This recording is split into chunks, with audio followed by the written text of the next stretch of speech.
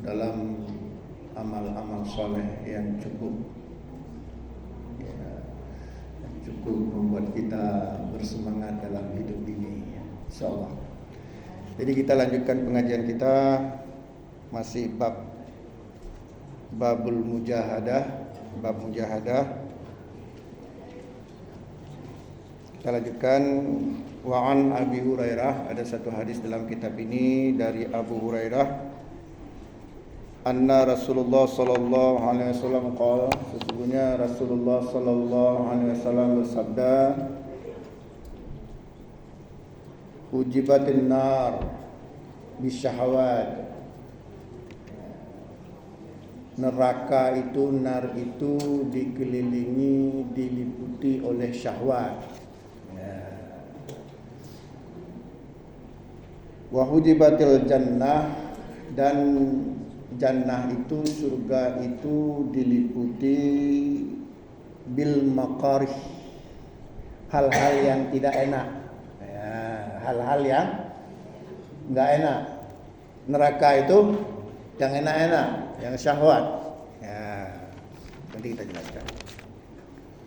Wa fi riwayatin, dalam riwayat yang lain, li Muslim, yang diriwayatkan oleh Imam Muslim, huffat badal hujibat. Dalam riwayat Muslim tidak menggunakan kata hujibat, tapi digunakan kata huffat. Wa huwa bimakna, tapi maknanya sama. Jadi dalam hadis riwayat Imam Muslim, sanad Imam Muslim, kata hujibat itu diganti dengan huffat. Wa bil ma'nahu, kemudian tapi maknanya sama.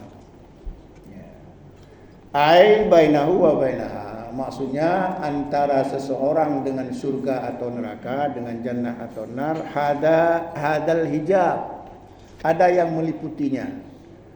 Fa idza fa'alahu dakhala, apabila terkena, apabila masuk ke dalam tutupan atau yang meliputi itu, maka masuklah ke dalamnya. Apakah masuk ke surga atau masuk ke neraka. Jadi dalam riwayat Muslim itu menggunakan kata huffat. Begini matanya. Huffatil jannah bil maqar. Ya. Wa huffatin nar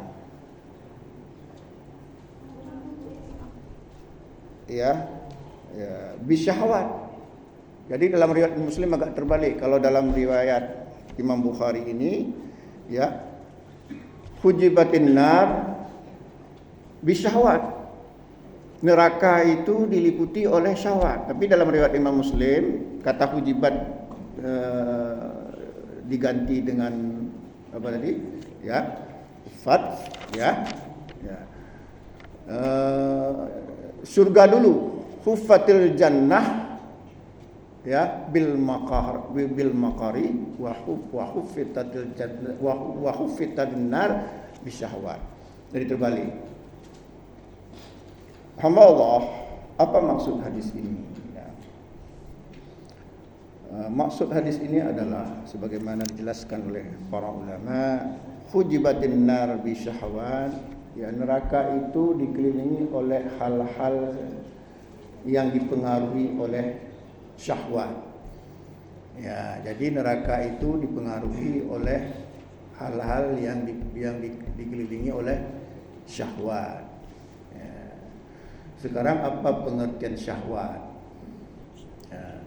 Kita memahami syahwat itu hubungannya dengan seks. Umumnya syahwat itu hubungannya dengan furus, dengan seks. Nah, kalau kita melihat satu hadis diriwayatkan oleh Imam Ahmad, Rasulullah sallallahu alaihi wasallam bersabda, inna mimma akhsha alaikum, kata Nabi, sesungguhnya yang paling aku takutkan pada kalian adalah syahwatil ghayyi fi butunikum wa furujikum. Apa maknanya itu? Jadi kata Nabi, yang paling aku takutkan pada kalian adalah syahwat seseorang dalam hal perut dan kemaluan. Jadi pernyataan Nabi ini menunjukkan syahwat itu bukan hanya hubungannya dengan seks, tapi hubungannya juga dengan perut, makan. Makan itu rupanya syahwat juga. Nafsu makan. Kita selama ini memahami seolah-olah kalau syahwat itu hubungannya dengan seks. Ternyata urusan perut itu, nafsu makan, nafsu mengisi perut itu juga bagian dari syahwat. Dan inilah yang membuat yang membuat kita kadang-kadang masuk neraka. Kenapa dengan masalah perut? Para ulama mengatakan seseorang makan hanya mementingkan lidah dan perut, tanpa memperdulikan apakah makanan itu dibutuhkan oleh tubuh atau tidak, itu termasuk syahwat. Baru kita berhenti makan apabila tubuh kita menolaknya, menyogolong kolesterolnya, kuah bulang, habis takkan baru berhenti apabila kamu go-go. Nah, itu syahwat itu. Syahwat itu. Kita baru sadar apabila sudah sakit. Kehanjit apa juhle baru situ kita sadar. Sebelumnya tidak ada. Makanya ada orang bilang, ini orang bilang laki-laki hamilnya kapan? Umur 50 tahun. Maksudnya gumbung perutnya. Kenapa? Makannya tidak terkendali. Ini syahwat. Syahwat makan. Luar biasa. Coba perhatikan ini, maaf ya.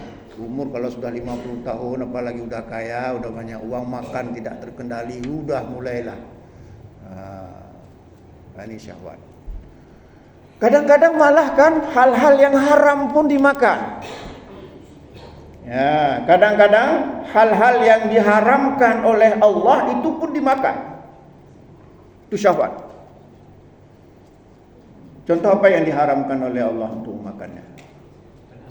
Makan aspal,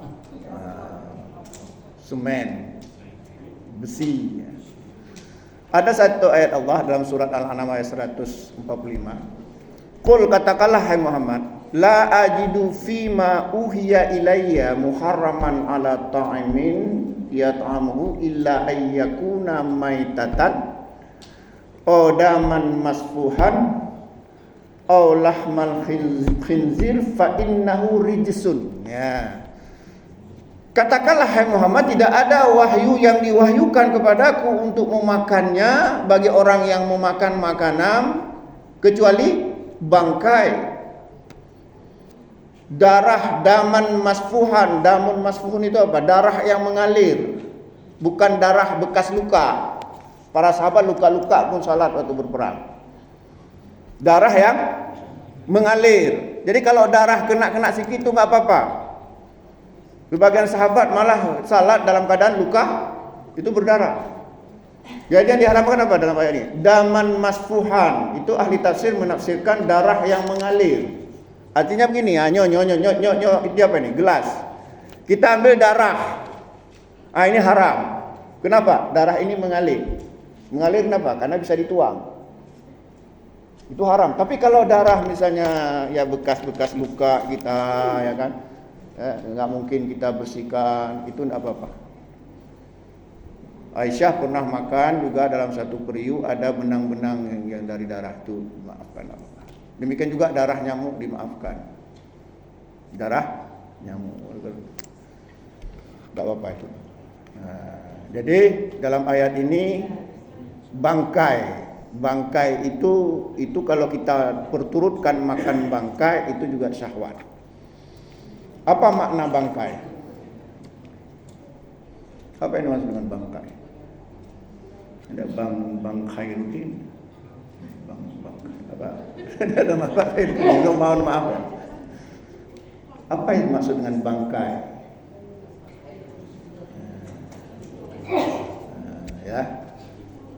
Ya, innama harrama alaikum al-maitata waddama walahmal khinzir wa kemudian wa uhilla li ghairillah.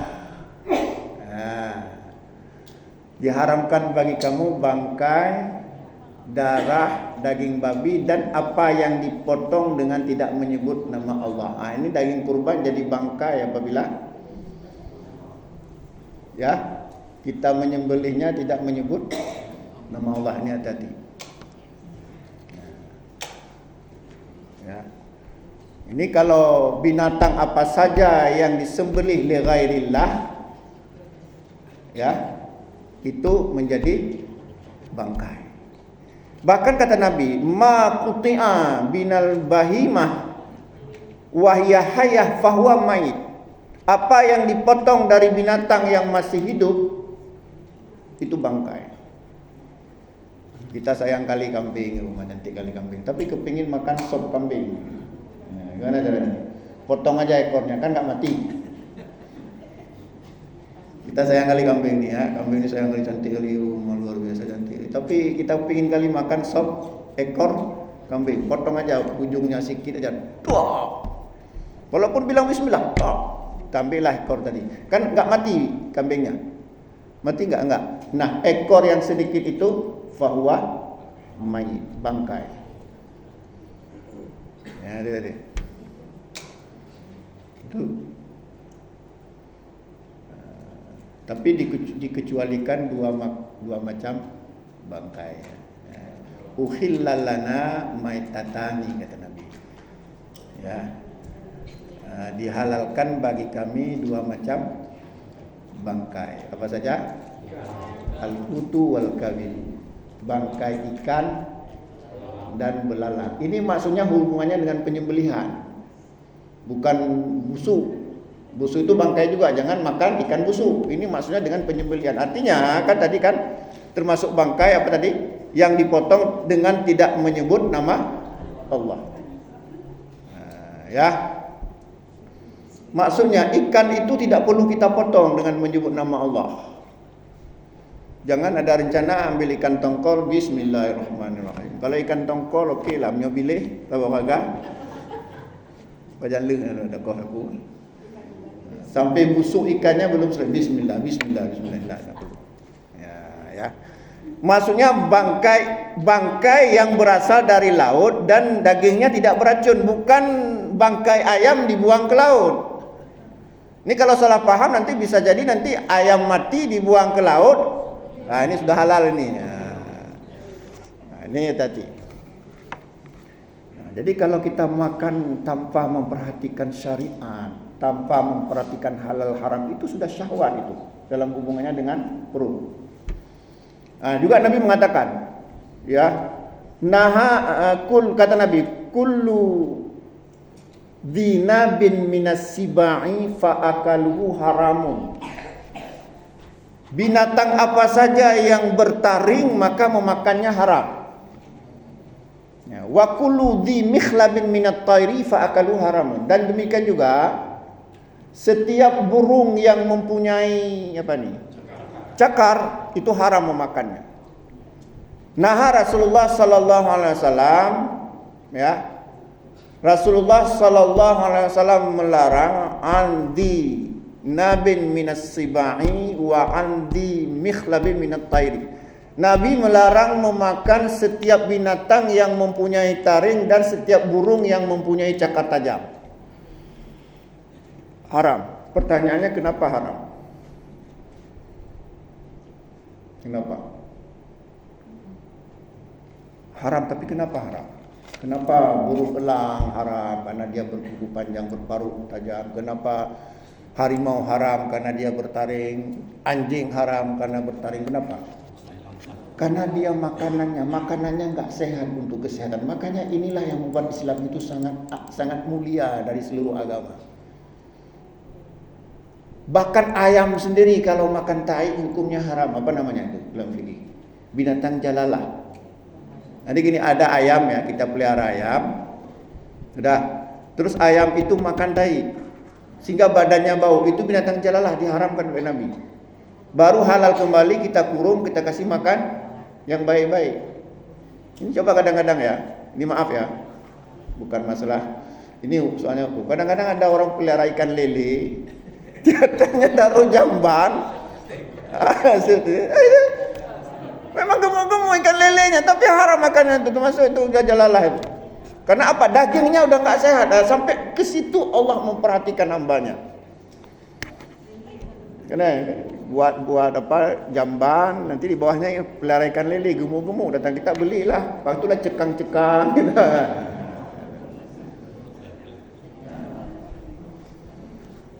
Ya, jadi hati-hati ya. Jadi mengenai makanan ini ternyata itu bisa lari ke syahwat. Ke syahwat. Ya. Kemudian makna syahwat yang kedua kata Nabi apa? Furuj, kemaluan. Nah, makanan dengan perut dengan perut itu saling berhubungan. Ya, makanan perut dengan perut itu sangat berhubungan. Sehingga Nabi mengatakan apa? Ya ma'syara syababi man istata'a minkumul ba'a falyatazawwad fa innahu aghaddu lil basar wa ahsanu lil faraj. Fa illam tastati fa alaihi bisawm fa innahu lahu wija. Wahai kaum muda, kata Nabi, jika kamu telah mampu maka menikahlah, karena menikah itu bisa menjaga pandangan dan bisa menjaga kemaluan.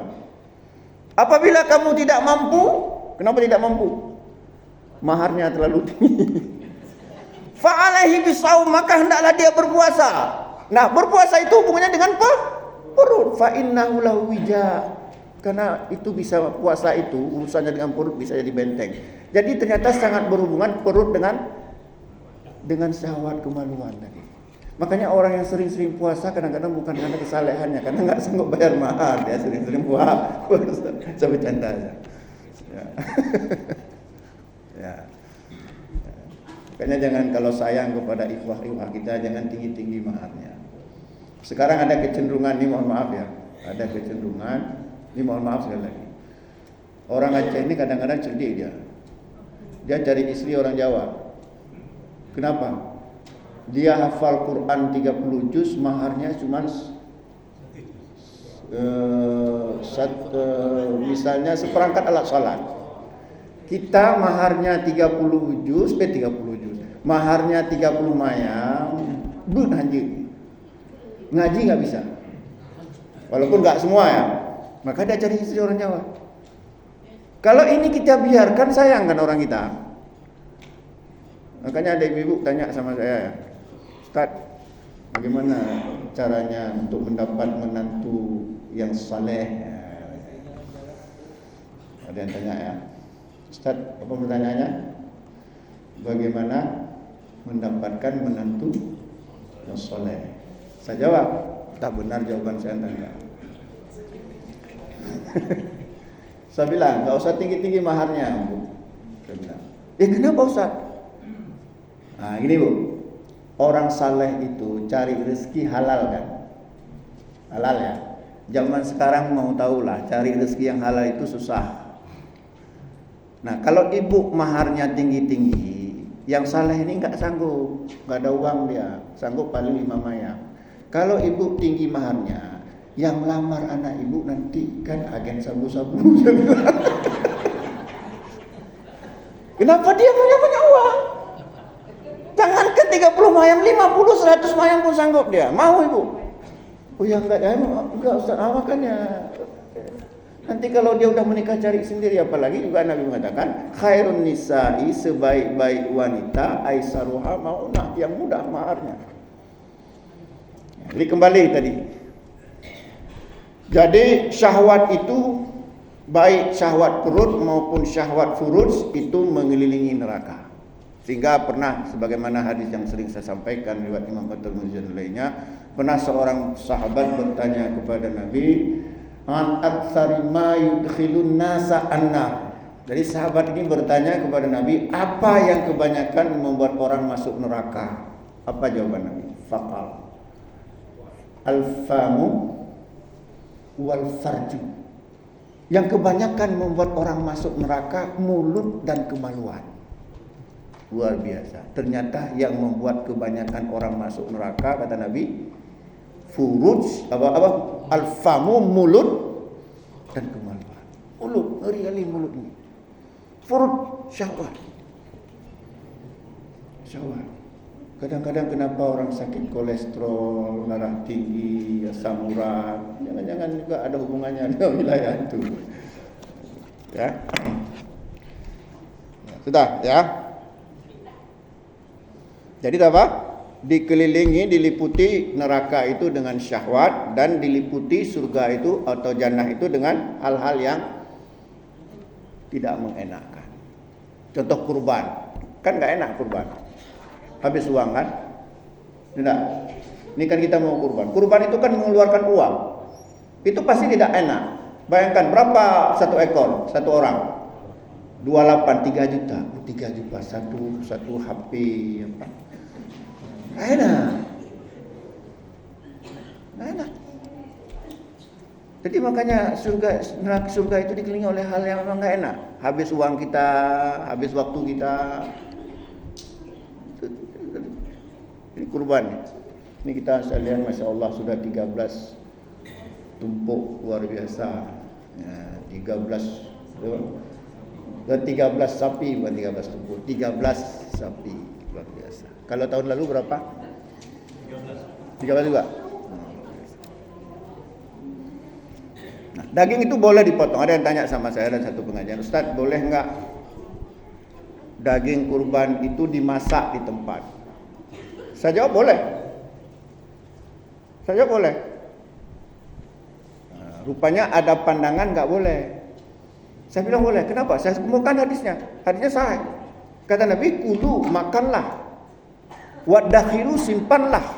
Watasaddaqu, sedekahkanlah. Jadi Nabi mengatakan ada makan. Apa makna makan? Ya makan dimasak. Enggak mungkin makan mentah-mentah. Siapa yang makan? Siapa saja, apalagi orang yang kerja lebih berat yang makan. Makan di sini siapapun, orang kaya boleh makan. Dakhiru ad-dakhiru, jika lebih kita simpan, enggak mungkin kita hantam, nanti jadi syahwat juga lagi ini udah kolesterol pula nih. Jadi syahwat lagi. Kita simpan di kulkas, ya kan? Baru yang terakhir watasaddaqu, disedekahkan. Itu khusus untuk orang miskin. Ya, boleh makan. Kalau kita rame-rame ya, makan mantap ini. Di sebagian kita masak, di sini makan, sebagian kita simpan, kalau berlebihan sebagian kita sedekahkan. Karena hari tasyrik itu kata Nabi, yaumu tasyrik, yaumu aklin wa syurbin wa dzikrillah azza wa jalla. Hari tasyrik itu adalah hari makan minum dan hari berzikir kepada Allah. Hari makan itu hari raya, itu hari tasyrik. Kullu yaumit tasyrik dabhun, kata Nabi. Setiap hari tasyrik itu hari penyembelihan. Makanya boleh kita paling telat tanggal 13. Hari tasyrik itu hari penyembelihan. Cuma sedikit nih hubungan dengan kurban ini sedikit saja. Karena ini syariah, enggak boleh kita rubah. Kalau kita mungkin bapak-bapak sudah tahu nih, tapi kita ulang-ulang lagi, mungkin ada sebagian yang tidak tahu, yang kurang tahu dalilnya mungkin. Jadi, yang pertama syarat musinnah harus kita jaga. Kata Nabi, la tasbahu illa musinnah. Jangan kamu potong hewan kurban kecuali masuk kategori musinnah. Fa in ta'assara 'alaikum fatbahu jada'ah minad dha'ni. Jika kamu susah mencari yang musinnah, boleh potong yang jada'ah dari domba. Apa yang maksud dengan musinnah? Apa asal kata musinnah? Sinnun apa artinya? Gigi. Gigi. Artinya sudah tumbuh gigi. Sudah tumbuh gigi. Maka orang Arab memahami musinnah itu artinya seekor kambing, domba, kibas dan sejenisnya baru dikatakan tumbuh gigi, baru dikatakan musinnah apabila berumur 1 tahun lebih. 1 tahun lebih. Jadi kalau membeli hewan kurban yang kambing, biri-biri atau sejenisnya itu harus 1 tahun lebih. Itu dikatakan musinnah. Kalau sapi, unta, kerbau, apalagi sapi, lembu itu 2 tahun lebih, itu musinnah. Kalau unta itu 4 tahun lebih dikatakan musinnah. Jadi kata Nabi, la tatbahu illa musinnah, jangan kamu potong hewan kurban kecuali musinnah. Kemudian bagaimana fisiknya? Nah, makanya saya sebenarnya mohon maaf ya, saya nggak setuju kalau 28, karena 28 itu kadang-kadang bukan kurban orang-orang yang betul-betul bertakwa. Nggak mungkin kita dapat hewan kurban seperti hewan kurban Nabi, cantik, putih dan cantik kali, putih luar biasa. Itu kalau harganya 28, itu paling tidak 3,5 juta baru dapat kambing yang top. Kata Nabi apa? La taqbahu arba'un la tujzi'u fil adahi. Ada 4 kategori yang tidak boleh dijadikan hewan kurban. Coba kita perhatikan hadis yang 4 kriteria ini. Yang kemudian dari 4 ini para ahli fikih menambahnya lagi. Tapi kalau menurut hadis ada 4. Kata Nabi, arba'un la tujzi'u fil adahi. Ada 4 kategori yang tidak boleh dijadikan hewan kurban. Yang pertama apa? Kata Nabi, al-aura'u al-bainu auruha. Yang buta dan nampak sekali butanya. Jadi sapi itu udah pakai kacamata hitam ya. Buta. Itu enggak boleh hewan kurban. Aduh gimana? Atau buta sebelah misalnya, ada cacat matanya, enggak sanggup lagi kita lihat, untuk hewan kurban enggak boleh. Yang kedua kata Nabi apa? Wal maridatu albainu maraduha, yang sakit dan nampak sekali sakitnya. Hampir mati ya, hewan kurban itu hampir mati, daripada mati sayang. Gunakan tuh. Enggak boleh. Yang ketiga kata Nabi, wal abja'u albainu darmuha, yang pincang dan nampak sekali pincangnya. Kletek-kletek. Orang udah sampai ke kandang, hewan ini masih tengah jalan, kletek-kletek, capiknya. Dan yang terakhir kata Nabi, wal kasiratu wal ajfa, kata dalam riwayat yang lain, allati latungki, yang kurus sekali tinggal sehingga tidak bersumsum, itu tidak boleh hewan kurban. Nah, kalau kita lihat sifat hewan kurban Nabi, itu luar biasa cantiknya. Kalau ukuran sekarang saya yakin itu harganya sekitar 3,5 juta kalau kambing, atau 4 juta. Kalau 28 dapat juga yang bagus, dapat juga insyaallah. Tapi kalau harga, kalau kita naikkan itu lebih mantap lagi. Kita kumpulkan dalam sapi. Tapi ya, kok kita nggak ada kambing ya. Nah, kalau sapi mungkin mudah mendapatkannya ya, karena perbedaan harga sapi dengan kerbau itu memang ya. Jadi kita lanjutkan ya. Jadi tadi apa? Hujibatin nar, neraka itu atau nar itu diliputi dengan hal-hal syahwat. Tadi syahwat itu ada hubungannya dengan tadi apa? Perut, dan hubungannya dengan furuj ya. Kemudian wa hujibatil jannah, dan surga itu, jannah itu diliputi bil makarih, hal-hal yang tidak menyenangkan. Ya, seperti salat ya. Lama-lama imamnya, ayatnya panjang-panjang. Mungkin sebagian orang enggak menyenangkan ya. Berkurban habis uang 3 juta, aduh, satu oppo berapa, aduh, menyenangkan. Hal-hal lain. Naik haji apalagi, sekarang berapa naik haji, enggak menyenangkan. Tapi itulah bagi orang yang beriman, berubah menjadi nikmat dia. Berubah menjadi nikmat. Walaupun dalam ayat dan hadis dikatakan seperti salat, wa innaha lakabiratun illa ala khashiin. Walaupun berat, tapi bagi orang yang beriman akan berubah menjadi nikmat. Apabila terpenuhi 3 hal. Jadi ya, kalau Nabi mengatakan wa hujibatil jannah bil maqari, jannah itu diliputi oleh hal-hal yang tidak mengenakkan. Tetapi jika terpenuhi 3 hal ini jadi enak. Apa saja? Yang pertama, hadirkan rasa cinta kepada Allah. Jadi dalam beribadah, ibadah apapun, apakah kurban, haji, salat, hadirkan rasa cinta kepada Allah, pasti nikmat. Kayak kita cinta sama istri kita, apapun istri bilang, bang beli Fortuner, siap bos. Kalau ada uang. Karena kita cinta sama istri kita, atau cinta sama suami kita. Tapi kalau kita nggak cinta, paling berat, betul nggak? Kita nggak cinta sama pimpinan kita, berat kali disuruh nggak siap-siap tugas. Kenapa? Karena angin kepala kita lihat dia. Nah, tapi kalau kita cinta sama pimpinan kita, demikian juga kalau kita cinta kepada Allah, sebagaimana firman Allah, walladzina amanu asyaddu hubban lillah. Orang-orang yang beriman amat besar cintanya kepada Allah. Maka yang tadi berat jadi ringan, jadi nikmat. Pertama, hadirkan rasa cinta. Anggap Allah itu kekasih kita. Kasih hati. Apapun yang Allah suruh. Jangankan 3 juta, 3 miliar pun siap. Makanya ada orang berinfak 1 miliar siap. Puas dia karena dia cinta kepada. Yang kedua, hadirkan rasa takut. Khauf, rasa takut. Kenapa? Supaya sungguh-sungguh. Cuman bedanya, takut kita kepada Allah, kita semakin dekat dan tenang. Berbeda kalau kita takut pada makhluk. Takut kepada makhluk semakin jauh. Takut kepada Allah semakin dekat. Takut kepada harimau semakin dekat. Yalah sakit. Pasti semakin jauh. Yang ketiga, hadirkan raja. Kita mengharapkan pahala. Harus mengharapkan pahala. Kenapa? Karena di akhirat ada mizan sebagaimana yang sering saya jelaskan. Ada timbangan amal. Jadi jangan seperti kata sufi wanita itu, Rabi'ah Adawiyah, enggak perlu pahala, hanya perlu cinta, itu salah. Ya. Pahala itu perlu karena di akhirat ada mizan. Kata Allah berfirman dalam surah Al-A'raf ayat 8 dan 9, al-waznu yawma idin haqq.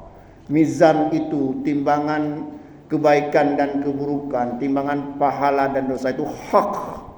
Faman saqulat mawazinuhu fa ulaika humul muflihun. Adapun ya orang yang timbangan kebaikannya lebih berat, fa ulaika humul muflihun, dia beruntung.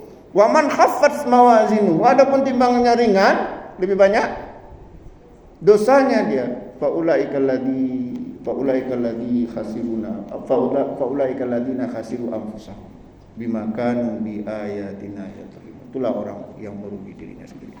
Kita lanjutkan. Kalau bisa kita habiskan. Ada yang mau bertanya? Gimana? Kalau yang cacat tadi. Gimana? Kalau umpamanya dibawa dari punya cantik, terus tahu-tahu waktu diturunkan patah, itu bagaimana hukumnya? Itu kan cacat juga ya. Ya, tadinya enggak patah. Waktu turunkan, salah turun, teplok, patah. Itu enggak apa-apa. Itu sesuatu yang tidak kita sengaja. Bahkan pernah kejadian waktu saya pernah khutbah Idul Adha di Subul Salam. Selesai Idul Adha, pemotongan hewan kurban, ada satu sapi lepas, hilang. Jadi pemiliknya udah cari dia, udah marah dia, hampir nangis dia. Sia-sia kurban saya datangi. Sini dulu. Gimana nih Ustaz? Tenang aja. Bapak dapat pahala 2, saya bilang. Pertama, pahala kurban. Bapak sengaja atau tidak sengaja kasih lepas? Kalau sengaja enggak dapat pahala, saya bilang. Enggak sengaja Ustaz, sengaja. Allah kan tahu enggak sengaja. Kecuali sengaja lepas, dia kepingin kurban tapi enggak ingin juga hilang, tapi dia sengaja dia lepaskan. Ini memang lepas enggak sengaja, dapat pahala. Yang kedua dapat pahala sabar, Bapak.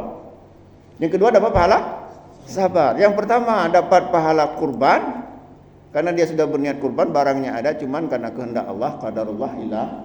Tapi nilainya ada, cuman berapa nilainya itu enggak bisa ditentukan, Allah yang tahu. Yang kedua dapat pahala sabar. Pahala sabar besar sekali pahalanya. Ma min muslim yushaku syakatan fama fawqaha illa kutiba lahu biha darajatun wa muhiyat anhu biha khati'atun, kata Rasulullah. Tidaklah seorang muslim mendapat musibah hanya terinjak duri, apalagi ini musibahnya apa? Hilang sapi kurban. Sabar dia, illa kutiba lahu biha darajatun. Allah angkat 1 derajat, wa muhiyat anhu biha khati'atun. Allah hapuskan 1 dosa gara-gara terinjak duri, apalagi hilang hewan kurban. Jadi saya bilang dapat pahala 2. Baru dia diam dia. Baru dia enggak marah-marah lagi. Entah di belakang saya masih marah-marah, itu enggak tahu. Tapi jelas ya. Kalau ketemu sesudah hari tasyrik itu bagaimana Ustaz hukumnya? Oh, hilang. Kan hilang kan? Sesudah hari tasyrik itu habis 3 hari, ketemu lagi sapi itu. Gimana hukumnya? Potong aja, itu sudah hak Allah. Potong aja. Kalau ketemu, potong aja. Walaupun Nabi mengatakan man dzabaha qabla shalah fa innama yadbahu li nafsihi wa man dzabaha ba'da shalah faqad tamma nusukuhu wa asaba sunnatul muslimin. Barang siapa memotong hewan kurban sebelum salat, maka itu pemotongan biasa. Barang siapa yang memotong setelah salat, maka itu baru termasuk sunnah kurban. Nah, sekarang bagaimana memotong setelah hari tasrik. Ya kan? Ya, karena dapatnya baru hari tasrik. Terserahlah, mau potong boleh, mau enggak boleh. Karena itu kasus-kasus langka. Ya. Tapi kalau mau potong boleh, anggap kenduri biasa. Enggak apa, karena memang itu sudah kita niatkan. Itu gua niatkan untuk kurban. Kalau dapat potong aja, buat kenduri. Walaupun apakah kurban atau enggak itu urusan Allah. Ya, kan tadinya sudah niat ingin kita potong. Cuma ketemunya setelah ya udah potong pakai aja, kita kenduri aja. Ada lagi yang lain? Saya Oh iya. Ya, terima kasih Ustaz. Saya berkaitan dengan usaha kurban.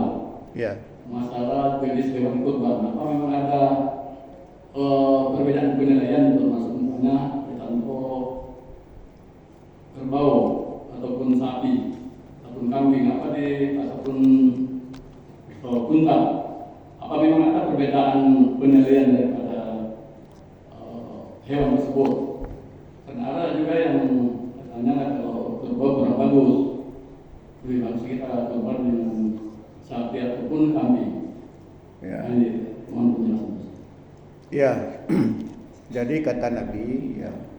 Kata seorang sahabat Jabir bin Abdullah, ya, naharna ma'a Nabi sallallahu alaihi wasallam di Hudaybiyah. Kami pernah berkorban bersama Nabi di Hudaybiyah. Kenapa di Hudaybiyah? Padahal itu bukan tempat pelaksanaan kurban, karena dihadang masuk oleh kafir Quraisy.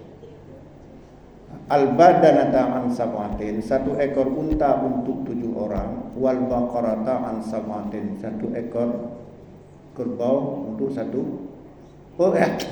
Al-badanata an sab'atin, 1 ekor unta untuk 7 orang, wal baqarata an sab'atin, 1 ekor kerbau atau sapi itu untuk 7 orang.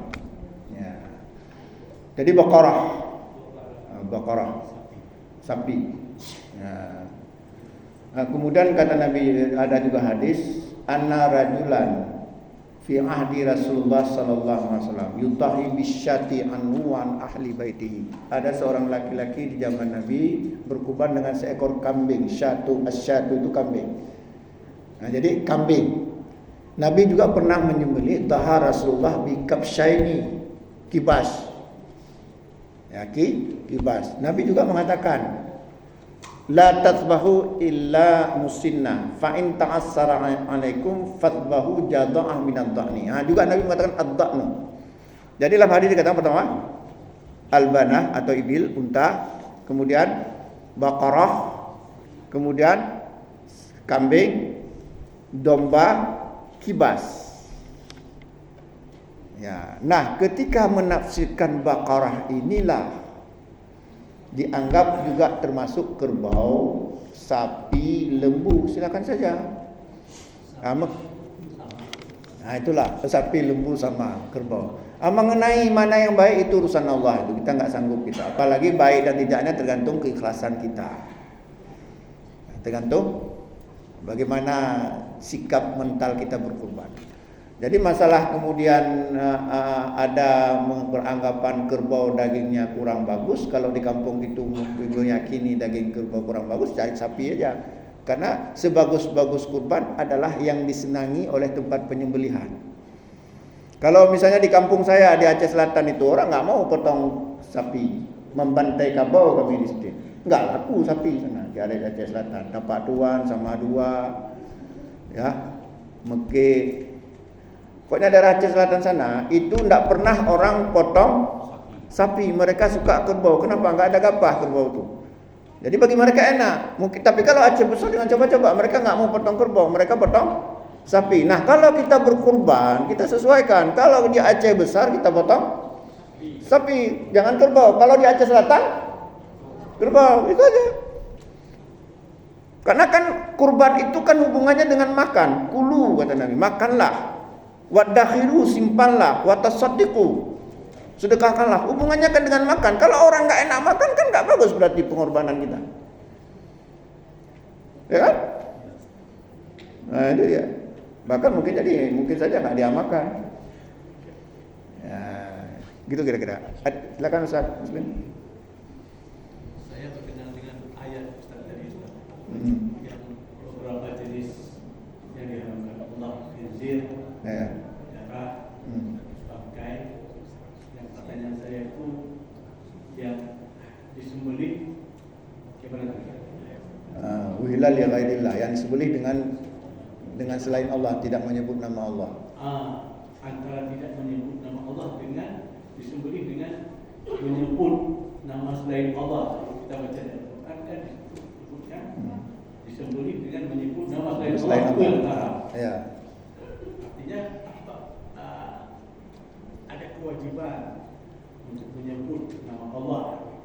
Karena yang disebutkan di situ yang haram itu sembelihan yang disebutkan dengan nama selain Allah. Selain Allah. Misalnya menyebut dengan Latta wa Uzza. Ya. Jadi gini.